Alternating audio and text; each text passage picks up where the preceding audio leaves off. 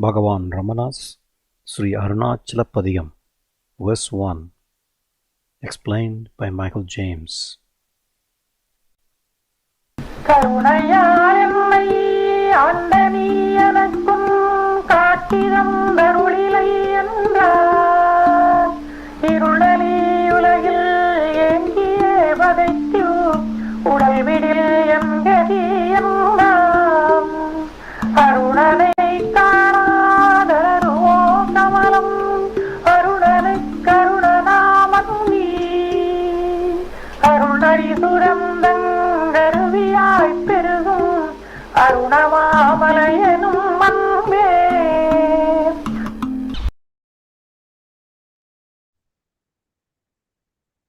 Om Namo Bhagavate Sri Arunachala Ramanaya. Today I've been asked to talk about verse 1 of Sri Arunachala Patikam. This verse came to Bhagavan spontaneously. One day the words Karanaya Lene Andani kept on coming to him. These are the opening words of this verse, but mean you who took charge of me by grace. So these words kept on coming to Bhagavan's mind. For a few days they were coming, and finally he wrote them down and wrote the whole verse. And then after this, each day for a series of days, one verse was coming each day. And I think on the final day, that is on the 10th day, the last two verses came. And later he composed the verses of, I think that day he composed the last two verses. He then was going round the hill, and one of the devotees brought a paper and pen just in case he was going to write any more verses. And then he wrote the first 6 verses of Ashtakam. And when a devotee wanted to print them, he composed 2 more verses to make it up to 8. So it became Patikam, 11 verses, and Ashtakam, 8 verses. But this is the first verse. The meaning of this verse is, the verse consists of 1, 2, 3 sentences. In the first sentence, what Bhagavan says is, Karunayal ene andani enaku unkakshi tandu aralile endral irunali ulahil engie padetu iv udul vidil engati enam. The meaning of this is, if you, who by your grace took possession of me or took charge of me, are not gracious, giving me sight of you, what will be my state if I leave this body, pining and suffering intensely in this dark and miserable world? That is, Karunayal means by grace, Enne means me, Anda is an adjective or participle that means taking charge or taking possession. That is taking charge in the sense of both taking responsibility for me and also taking control of me. So taking charge is probably the best way of expressing it in English, though this is a verb that Bhagavan uses a lot in Aksharamlaya and other hymns. It's a very significant word, but there's no exact equivalent in English. But I think taking charge is probably the closest we can come to it. So, anda ni means you, enaku to me, unkakshi your sight or your vision or your darshanam, tandu giving, aruli graciously, endral. If you, arul illay. The arul means grace. Arul illay is the negative of that. So if you do not graciously give me your darshanam, irul nali ulahil. Irul means darkness. Nali means miserable, suffering, distress. Ulahil. Ulahil means in the world. So in this dark and miserable world, Engie means pining, yearning, pining, weeping. Padetu means suffering intensely. So it's pining and suffering intensely in this dark and miserable world. Ibudal bidil. If I leave this body, engati enam, what will be my state? In other words, what will become of me? So this is indirectly a prayer for Bhagavan is praying to Arunachala to give him his kakshi, his darshanam, his sight of him. But what sort of sight is Bhagavan referring to here? Obviously, Arunachala has already brought the devotee. That's Bhagavan. Obviously, Bhagavan had already attained all, but even in Madurai, he had that kakshi, but he's taking the standpoint of a devotee. So the devotee has already been brought to Arunachala, and Arunachala has taken full control of him. But if he doesn't give his kakshi, his darshanam, that the implication is if he doesn't reveal his true nature, because merely though Arunachala graciously appears in the material form of a hill, his true nature is his true swarupa is what is shining in our heart as Aya. In other words, Arunachala swarupa is Atma swarupa. The real nature of Arunachala is the real nature of ourself. So what Bhagavan is, by implication, what he's praying for here is vision, that is swarupa darshanam, seeing his own real nature, which is seeing the real nature of Arunachala. So if you do not reveal to me your real nature, which is my real nature, what will become of me when this body dies? I've lived in this body, suffering and pining for you in this dark and miserable world. But what will engati enam literally means what will be my state? But it implies what will become of me. That is, so long as we rise as ego, we identify ourselves as a body, and when we leave this body, what becomes of us? We go on one life after another. As Bhagavan says in verse 25 of Uludu Napadu, Uru Victu, Uru Patram, leaving form, it grasps form. So the very nature of ego is to grasp form. And the first form it grasps is the form of a body that it takes to be itself. So when we leave this body, we'll grasp some other body. As happens when we leave this waking body and fall asleep, then we project a dream, and in that dream we project another body which we take to be ourselves. So just like leaving the waking body, we take the dream body as ourselves. When there's the dream of our present waking state comes to an end, we will take another dream will start. We'll continue this cycle of birth and death, which is just a series of dreams. So the implication here is, if you do not reveal to me your true nature, I will continue like this, suffering in this miserable world, pining for you. But until I see you as you actually are, I will continue taking this body to me myself. And when I take this body to me myself, when I leave this body, I'll take some other body to be myself.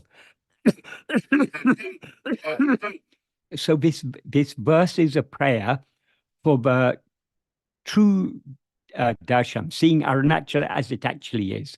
And what Arunachala actually is what we actually are. Arunachala, as Bhagavan often said, is that which is shiny in our heart as I.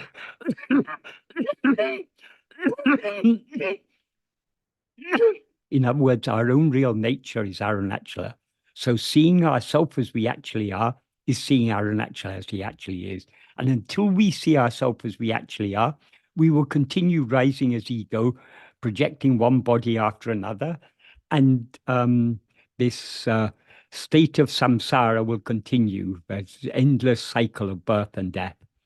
So, in order to bring an end to this cycle of birth and death, ego needs to be destroyed.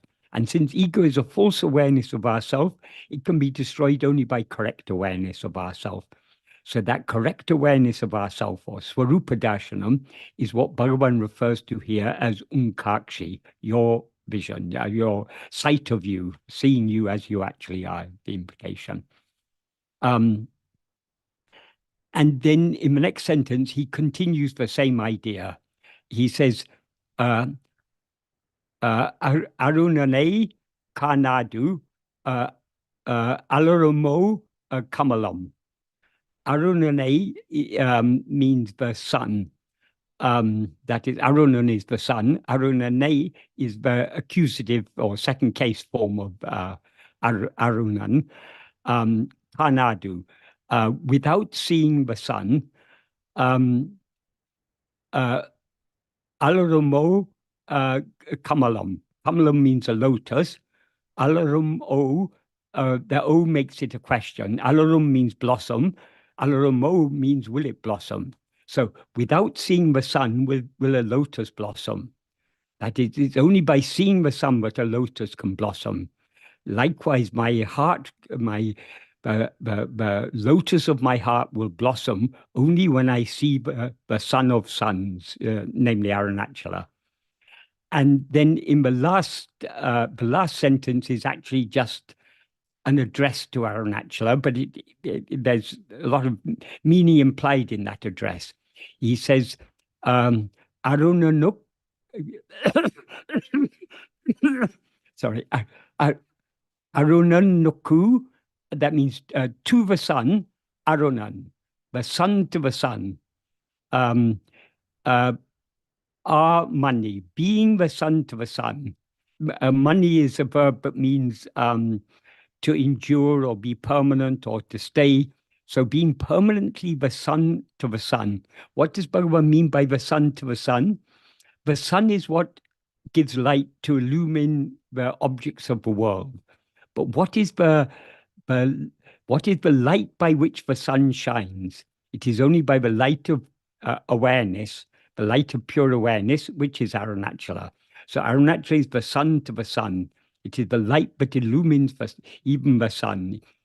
That is, as Bhagavan explained elsewhere, the original light, the light of Arunachala, is the light of pure awareness that is always shining in our heart as I. That is the light that illumines the mind. And the mind is the light that illumines all the objects of the world. So when Bhagavan says the sun to the sun, he means Arunachala is the original sun, the original light, but illumines the mind and in turn illumines the physical light, but which reveals all the objects in the world. So very beautifully, Bhagavan describes Arunachala as the sun to the sun. He also addresses, that is the final word of the verse, is Anbay. Anbay means, oh, love. He's addressing Arunachala as love. And he begins the next verse with the words Amburu Varunachala. Arunachala, the form of love. So Arunachala is the very embodiment of love.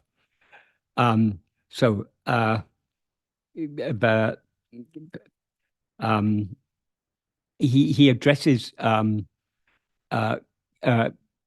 as Arunama Malay Enum Ambe. That is, O love, hold the great Aruna hill, or great hill Aruna. In other words, this great Arunachala, that is, Arunachala is the name of the love that is ever shining in our heart.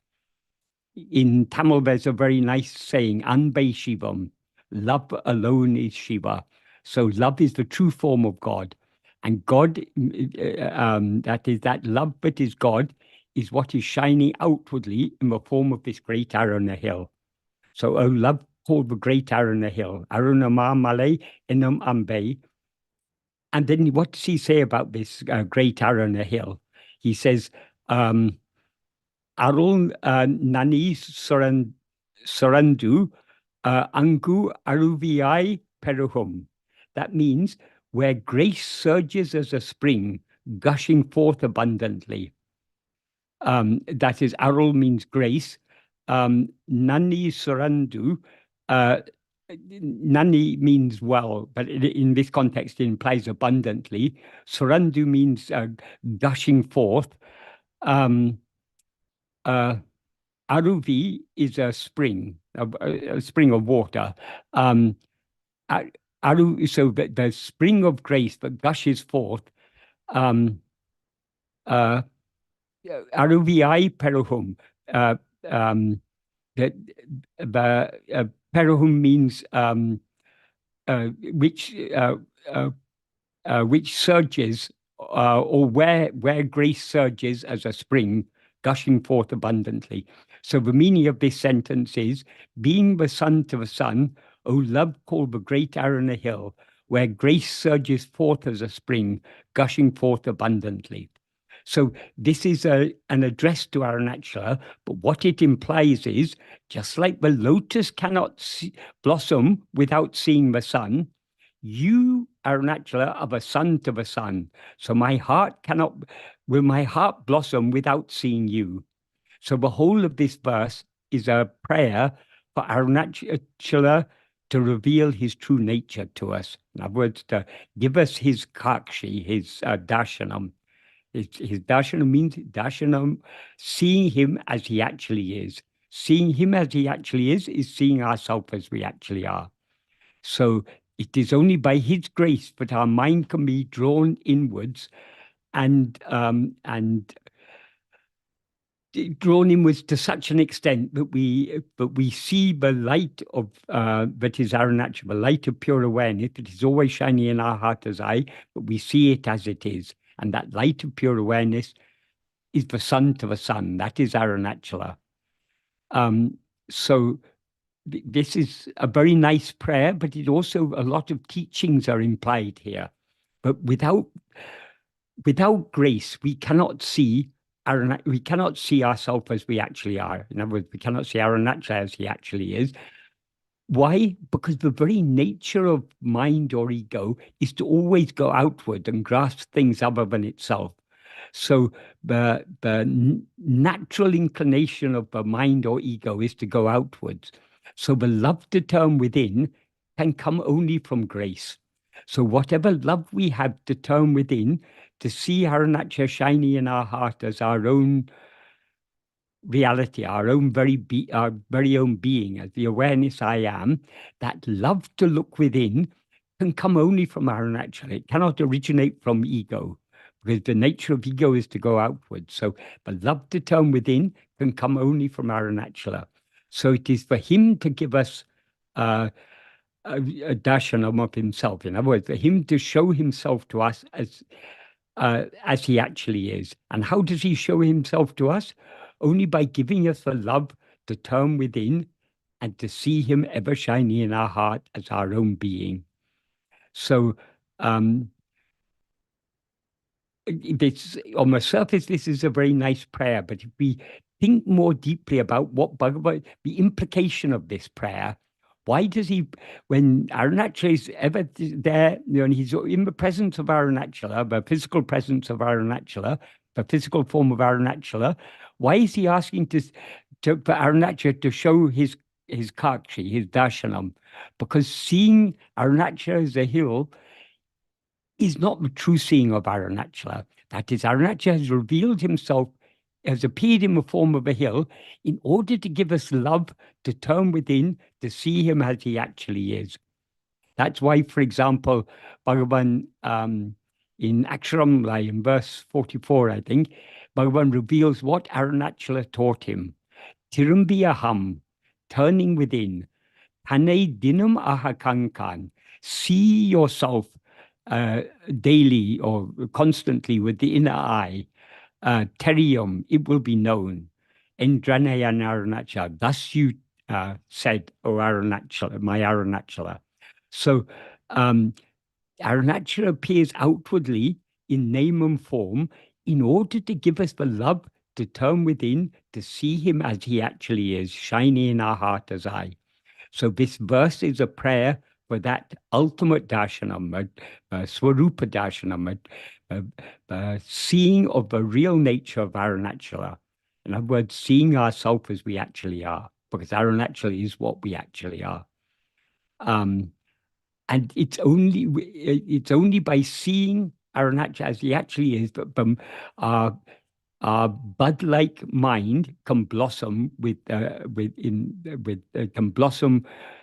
jnana and bhakti. True jnana and true bhakti is the blossoming of the heart, which is possible only by the light of grace of Arunachala.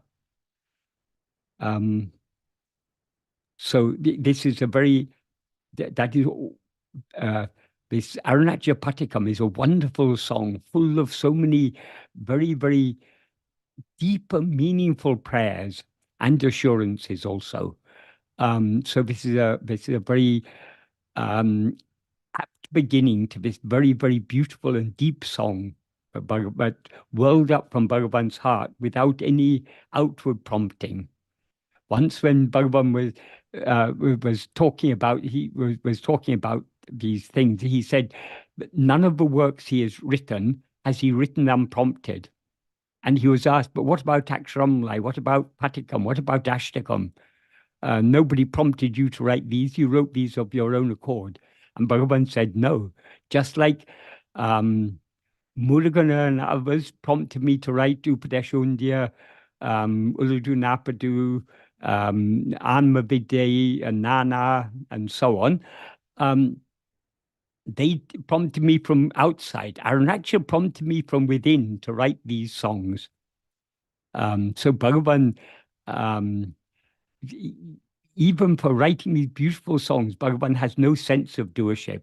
It's all only Arunachala who has prompted him, is what he implied. That's nice. Thank you, Michael. Yeah. Could you tell me the impact of this verse on you personally? I think that's not possible to say, because we are all very fortunate, but Bhagavan has attracted us to him. And these various verses are like, in Aksharamlai, Bhagavan sings, Chindit Taropada Chirandi Polkati Chiriyit Tundrana Arunachala. That is, he's comparing Arunachala to a spider and deciding to, when you thought, resolved to save me, you, like a spider, you caught me in the web of your grace. So all these beautiful verses, the beautiful verses of Arunachala Stuti Panchakam, the beautiful verses of Uludu Napadu, Upadeshundya, Amavide, and so many other works of Bhagavan, Ekatma Panchakam, and so on, all these beautiful verses and the beautiful text Nana, but Bhagavan wrote for, well, primarily for Shiva Prakashan Pillai, but through Shiva Prakashan Pillai for the benefit of all of us. All these wonderful works of Bhagavan, these are like the thread in the web that he has woven. So, yeah, I mean, if we meditate on any of Bhagavan's verses, whether the verses of Aksharamlai or Arunachala Patikam, Navamanimlai, any of these Arunachala Stuti Panchakam, or the other verses of Uludu Napadu and so on, if we meditate on any of these verses, the more we recognize the deep meaning and the deep implication of these verses, the more our love for Bhagavan wells up more and more. In this verse, he uses the imagery of Arunachala being where the grace springs up like wells up and gushes forth like a spring. Um, Grace is, as Bhagavan said, grace is what is ever shining in our heart as our own being. So grace works from within us. So whatever love we have for Arunachala, whatever love we have for Bhagavan, whatever love we have for his teachings, this is all it is his grace working in our heart to give us this love. So through all these verses, the more we meditate on the meaning of these verses, the more love we have for Bhagavan and for Arunachala, and the more we come to appreciate that the true form of Bhagavan and the true form of Arunachala is not just the outward forms. They've appeared in outward form for a purpose in order to turn us within. Their true form is what is shining in our heart as I. That's why in this verse, Bhagavan is praying for Kakshi. Kakshi means, it's more or less a Tamil equivalent of darshanam, for seeing Arunachala as it actually is. When he's seeing Arunachala in name and form, why does he need to pray for seeing Arunachala? Because the true seeing of Arunachala is seeing our own real nature, turning, and that's possible only when our mind turns within. That's why in that verse of Aksharamlai that I referred to, Tirumbia Handane Dinamaha Kankan Terium Entrane and Arunachala, Bhagavan reveals what Arunachala taught him. Arunachala obviously didn't teach him words. Arunachala teaches only in silence. But because we are too immature to understand that the silent teaching that is ever going on, Arunachala appeared in the human form of Bhagavan in order to reveal in words what he is ever teaching us in silence, which is to turn within and to see ourselves daily.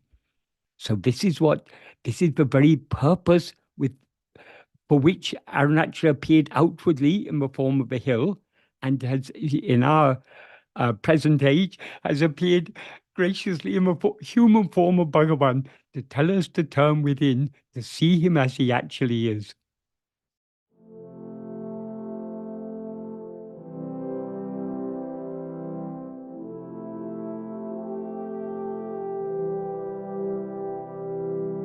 கருணையால் என்னை ஆண்ட நீ எனக்குன் காட்சி தந்தருளிலை என்றால் இருளலி உலகில் ஏங்கியே பதைத்து உடல் விடில் என்கதி என்னாம் அருணனை காணாதலருமோ கமலம் அருணனு கருணனாமன்னி அருணனி சுரந்தங் கருவியாய் பெருகும் அருணமாமலைய